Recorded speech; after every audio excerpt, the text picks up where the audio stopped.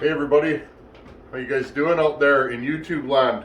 I'm doing great. It's warm out, it's sunny, there's no wind. I got a fire going. You can probably hear the fan in the background. We're at part 10 of how to port a chainsaw. Those of you that have been following along, I appreciate you. Just gonna put some paper towel down here. This part of the series is this step should not be skipped. Some of this stuff may seem mundane and boring, but this stuff is very, very important, okay? And I'm going to bring you guys in close. We need to, now that we have our piston chamfered, okay, we need to do one more thing to it, and then we got to clean it, okay? And I'm also going to address the piston. I'm going to bring you guys in close. Let's rip this piston off this Echo 670. And I'll show you guys what I'm going to do to the piston. Just give me a second here. Okay. So we have our piston. There's nothing particularly wrong with it, but I'm going to take the wrist pin out. And in fact, I'm actually right now I'm going to take the timing wheel off. We can retime this saw when I'm done. And but for right now, we're getting ready. This is going to be running power saw soon. This wrist pin is super, super tight. And that's all right. We'll, okay, I'm just going to take a flat punch. I'm going to hold, see if I can do this so you guys can see. Take a flat punch. I'm going to hold the piston. And I'm going to tap it out. Okay, sorry if I'm blocking you guys.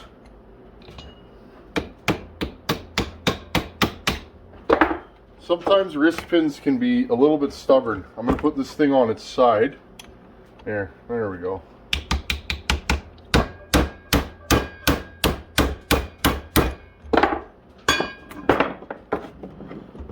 This thing doesn't want to move. Give me a second here, guys. I'm going to heat it up a little bit. It is cold in here. I don't want to beat on it for 20 minutes. That's not good for it or me. Give me a second. Again, there's 1,000,001 uses for a heat gun in a power saw shop. I use this thing all the time, just to apply nice, gentle heat. And it's just cold in here, so this wrist pin isn't particularly happy. And all we're doing is expanding the metal around the wrist pin, and you'll see this thing will release probably fairly easily. Okay? Here, let's watch this and see. Look, see? I want to show you guys that. See how easily that popped out? So sometimes apply heat to things. If they don't want to come apart, don't beat on them. I wanted to show you guys that because I remembered that this wrist pin is super tight. Okay? There you guys go. So we got the piston off. Bring you guys in a little bit closer here. Put our hammer away. Okay, I'm just going to move this over. Okay, what I'm going to do, this is what I would typically do to a new piston. This piston has some super, super fine scuffs on it. Again, it's a used saw. Not a lot of wear. There's a little ding on the bottom. Okay, nothing wrong with this piston. You can still see the machine marks in it, but she's got a few scuffs on her. So, what I'm going to do to this piston, I do this to every saw, is I'm going to break the edge of it with some fine sandpaper. You can use a file, whatever you want to do. And I find when I do this, the piston looks better after it's broken in. Less chance of any stress risers or a stress fracture. Okay, I really think this is an important step to building power saw. Sorry, I had to readjust the camera. You guys weren't in view.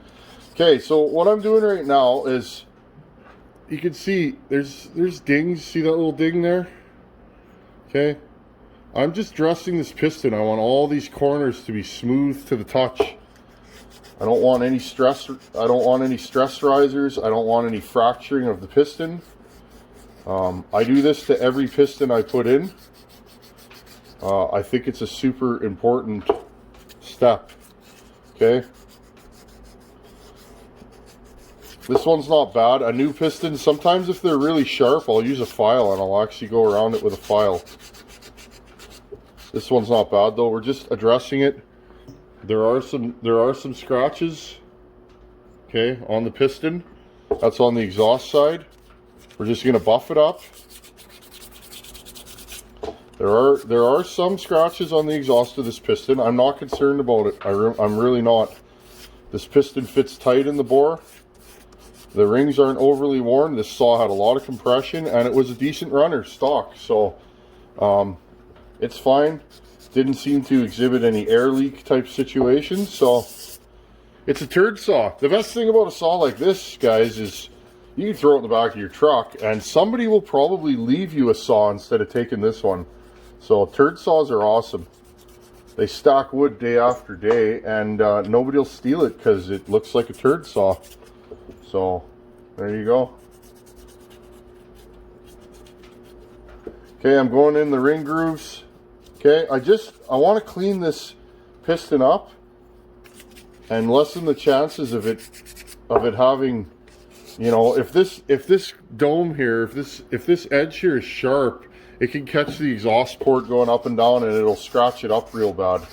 So if you move your exhaust roof quite a bit, you're going to really fracture that plating. You can get micro scratches on the piston. Again, I wouldn't really worry about that. Okay, that's empty. Into the G file. Okay.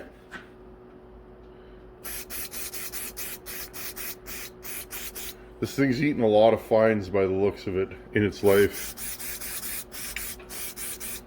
Okay, there you go. We have a cleaned, shined up. I'm going to hit these ring grooves a little bit more, but you guys get the idea. Okay, moving along. We have our ported cylinder. Here's another look at it for those of you. Okay, we lowered our transfers quite a bit, increased the transfers, you know, quite a bit in surface area. There's our intake, super roughed up intake.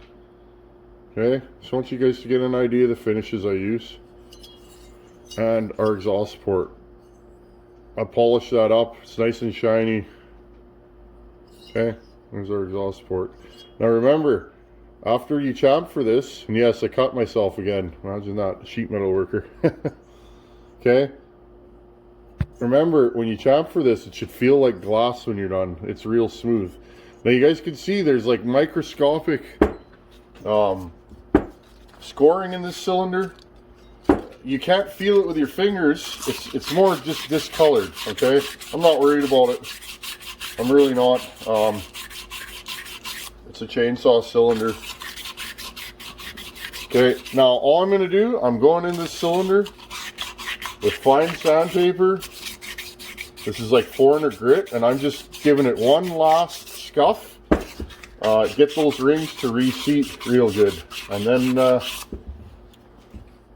we're good. Okay, this is the final step. Don't skip this step. Make sure that cylinder's clean, no debris in it. Okay, make sure that piston's clean, because remember, when you've been putting the cylinder on and off and on and off, you've been grinding on it, that cylinder is going to be impregnated with fines and all kinds of junk. Don't put your cylinder on your saw and run it without giving it, scuff it up a little bit. Those microscopic scuffs will hold oil when the saw's breaking back in again. And again, I don't expect you guys to have a hone. If you have a ball hone and you know how to use it, please, by all means, hone that cylinder. I typically only hone Nicosil. I don't like honing chrome cylinders. They can flake off. Like the home lights and McCullough's, guys do it. I'm not super comfy with honing chrome cylinders, so I get asked that a lot. I just don't do it. If you do it and it works for you, and like I always say, this is just my opinion. I'm not saying I'm always right, but I do not like honing chrome cylinders. I'll give them a quick little scuff with some sandpaper. You can use Scotch-Brite for this. Okay, there you go. You guys get the idea. See the little scratches on there? And again, this stuff, you can't feel it. Okay, it's like discoloration. We saved this saw. I believe this saw would have blown up if it kept being run in the condition it was, because it was getting too hot. Okay, look at the combustion chamber. I've scraped all the carbon out of it. It's a little discolored in there, but again, it's good, right? You can put a screwdriver in there like this and kind of rub it around. I'm not too concerned. There's nothing, that's just discoloration. I don't really, at this point, I don't really care what it looks like in there. It's a work saw. It's gonna get carboned up right away. As long as there's nothing, chunks of carbon that are gonna come off. You don't want that to happen because you'll blow the saw up. Okay, so there's our prepped scuffed cylinder. We got this nice piston. I'm going to pause it here and I'm just going to finish hitting these ring grooves. You can also use a pick and scrape them, whatever you guys want to use. Okay, here's our cleaned up piston. Again, all of our edges. We broke all these edges. I like that. I think it helps. Oil go on the piston a little bit better. Okay. Now this just feels smooth all the way around. Our ring grooves are clean. Okay, this is what you want. Try and get that piston as clean as possible and shined up. Now again, we're double checking all of our ports. Hey, rub your finger in there and feel. Do you feel anything sharp? Push hard even if it cuts you or anything like that. You know you got a little bit of an issue. Really check that exhaust port. Okay, all the way around. Check and recheck. Okay, it feels really good, so I'm happy. And I'm just gonna hit the bottom a little bit. I feel a little bumpity bump there. Okay. Now, next step is this mating flange. See how there's a little bit of gasket material? These can be a little tricky to scrape. Just take your time. And see that? Take your time and scrape it away without gouging the surface. This is just a standard razor blade, and okay, you want to scrape this up so that it's prepped, right? And then once you have that fresh surface, your modal seal will stick to it. Okay, I'm just going all the way around, scraping this off. Okay, I'm just going to finish dressing this and I'll hit you guys back up when I'm done. Okay, we got that all nice and cleaned up, ready to go. Now I want to show you guys something. This part of the series is more assembly, pre-assembly tips and tricks. Okay, watch this, okay? See the dirt coming off of here? I don't want that. That gives me the no feeling. Okay, same thing. Check out your cylinder. Look, it's dirty in there. Now remember, when you fire this power saw up the first time, where do you think all that, see that? That's the cylinder wall.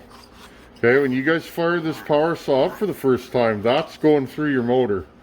You don't want that. You've done all this work and you've tried so hard to make the saw better, and then you end up with that going through it.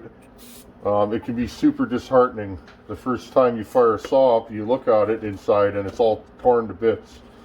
That stuff is very, very abrasive, okay? So, here's what we're gonna do. This is how I do it. This is a tub of hot, soapy water, okay? And I'm going to let this cylinder sit in there, and I'm going to let that soap and water sit in the bore, okay? Same thing with the piston. I'm going to let it sit in there for a couple minutes, and it'll cut the grease and oil, and you can see it. I'm smearing it around with my finger. Okay, see that smear there? That's debris that's been embedded into this cylinder. Okay, I'm just going to let this sit for 15-20 minutes, and then I'm going to wipe it out, and you'll see the cylinder wall will come clean. Give me about 10 minutes here, folks. Well, 10 minutes of my time, right about now in your time. Okay, so we got our piston and cylinder. It's been sitting in there for about 10 or 15 minutes. Okay, I'm going to start wiping the cylinder wall hard. Okay, and what that'll do, that'll take anything out of there. I'm going to get my finger in there and I'm going to wipe that combustion chamber. You can go in that combustion chamber with a fine wire brush and really clean it if you want. See, so we're getting stuff out of the combustion chamber still, which is fine. That's what we want, right? We're covering all of our bases, and we want to give this saw a chance. Okay, now I'm going to wipe this piston off really hard. Now, aluminum will often stain your rag, so be aware of that. When you're wiping the piston, it's probably going to mark your rag no matter what you do, but just try and keep this piston as clean as possible, so that, again, when you put it in, any debris from cleaning it, because remember, when you sand a piston like this, you're potentially rubbing carbon into the aluminum, right? And that carbon is super abrasive, so that will abrade your cylinder wall, and you can, and I've seen it, I mean, you can do a lot of damage in the first couple minutes of running a saw. So all we're doing here is I'm just trying to negate any chances of, or lessen any chances of this cylinder getting damaged when we fire the saw up. After a minute or two, most of this stuff will be gone. See how clean that piston is now? Okay. After I'm done all this, I'm going to put all this stuff in a bag for pre-assembly, and that way I'll know that it's clean. Okay. Now we'll take this off of here, put this water back down. I wish I had water in my shop. That's always been a dream, to have taps. It'd be nice to be able to wash the old hand skis. Okay. Go around this mating flange. See, we're just rubbing the junk off of here. Okay, same thing. I'm going to put my finger in that combustion chamber and get the last little bit of debris out of there. It's coming nice and clean. Now what I'll do is I'll just keep rubbing this and keep shining it up until there's no debris left on the cylinder walls, and that way I'll know that it's clean. Okay, I'm going to go blow this off with the air hose, and then we'll check it out again. Okay, I got our cylinder blown off. It's dry. Okay, I'm going to take this piece of paper towel and I'm just going to rub around the cylinder and see what we get off of there. Okay, now there's still just a little bit of discoloration. I'm going to finish it up with some brake clean. Okay. Brake clean will work, but I find soap and water is like, it guarantees you're not going to get any debris in there, especially in the transfers. You can run the top through them and, you know, just clean them up.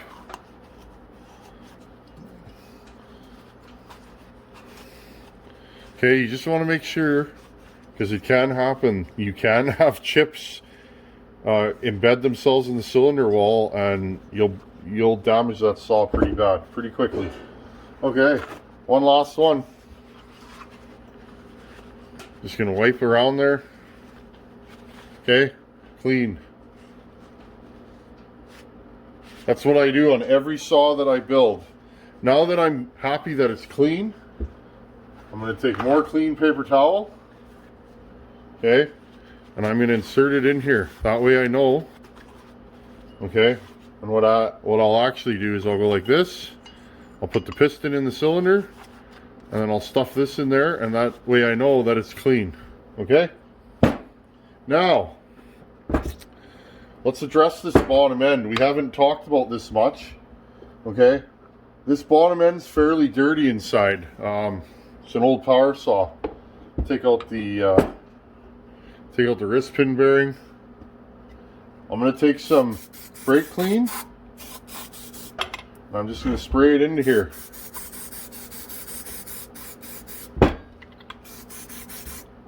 And I'm going to let that sit in the bottom end. I'm going to spin it over. This will guarantee that because we've had this saw open, see, look, little piece of something in there. I don't know how that got in there, but there it is. I had a rag on this the whole time. Okay, this will just guarantee that if there's any particulate in there, that it will actually get rinsed out. Okay, now I'm going to take this and just dump it. Now I'll go blow this out with air and we'll have a look at it. Okay, I want you guys to have a look in there. Nice and clean now, no debris, no dust, no dirt. Okay, now I'm going to put it at the bottom of the stroke. I'm going to take another rag and I'm just going to pack it in there. Okay, just again to lessen the chances because I'm always working on saws and other things in here. And now this is our last chance to get these cases clean. I'm going to grab some more brake clean. See if we can rub off the pine pitch. Gasoline works good too. This stuff's particularly hard. You guys remember when we took this thing apart.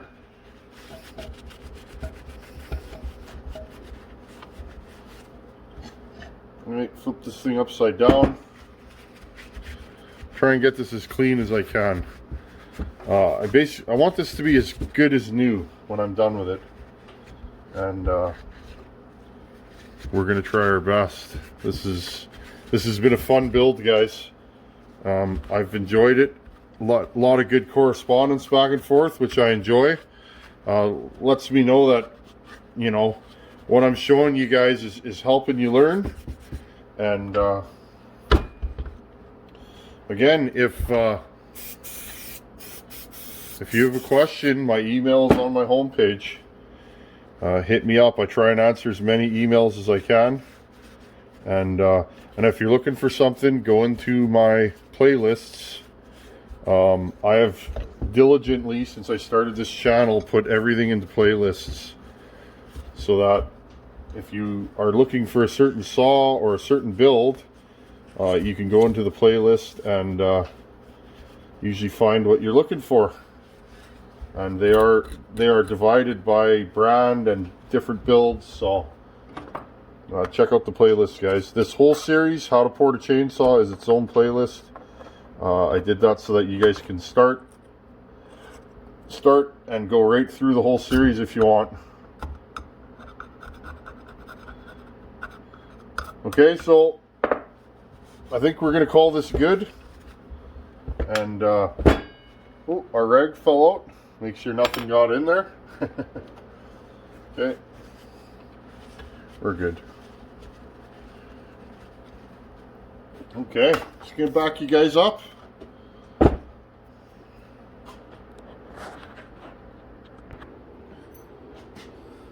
Okay, so we've pretty much completed the How to Port a Chainsaw series.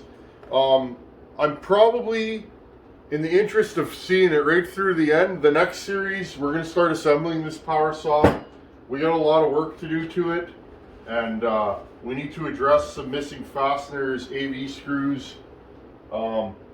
This screw hole here is stripped. I'm gonna probably drill and tap it and put a bigger screw in there. You could Healy coil it, but it's just a top cover screw. I'm not too concerned about strength. There you guys go. I'm super glad that you guys have been following along, and thank you for all the kind words. This series is something I've wanted to do for a long time. To my knowledge, and again, YouTube's huge. I think, you know, I don't think this has ever been done before. So, and if it has, I'm sorry to whoever did it before me. I'm just unaware. But this has been a lot of fun. How to port a power saw, chainsaw. How to port a power saw, part 10. I'm going to call this prepping your cylinder and cases for assembly. The final stuff. These last two steps, everybody wants to know about timing numbers.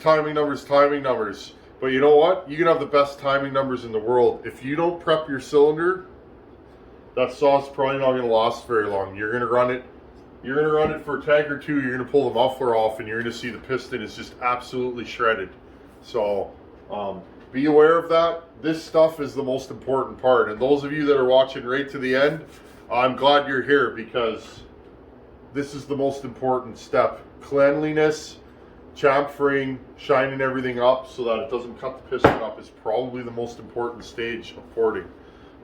It's also the least exciting, but that's the truth, folks. Okay, number 10, we are done it. We are going to start slowly and steadily assembling the saw. I will do it on video so that it's out there. There's not a lot of Echo 670 videos on YouTube, so I'm happy to put the knowledge out there. I really am. As always, thanks for watching. Take her easy. Later, guys.